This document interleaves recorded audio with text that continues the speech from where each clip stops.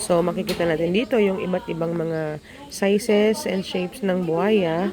Mga crocodile, all are freshwater crocodiles. Ito naman po, Philippine or freshwater crocodiles which are endemic. Dito lang po sa Pilipinas matatagpuan. Critically endangered, so kinukonserve lang po natin sila. They are around 5 years old. And kung mapapansin niyo po yung spot nila ulit naka-align.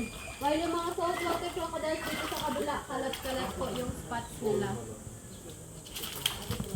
They are also around 5 years old and usually po ito po yung age na ginagamit sa paggawa ng mga crocodile products.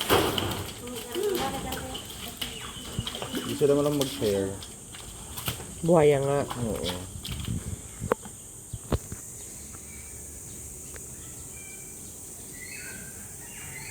Dito po sa Santo, hindi po kami licensed sa kumatay ng mga buhaya. For conservation. Ito isa. Yung light po yung color, less yung kanyang melanin sa katawan. Darker yung color, mas marami yung melanin sa katawan. Mas konsa pag ganyan eh. Pag sa'yo na mas konsa. Siya po yung pinaka-aggressive na crocodile po dito. So from breeding area po, actually yung edad niya breeder pa po. But since he's so aggressive po, from breeding area tinransfer po siya dito.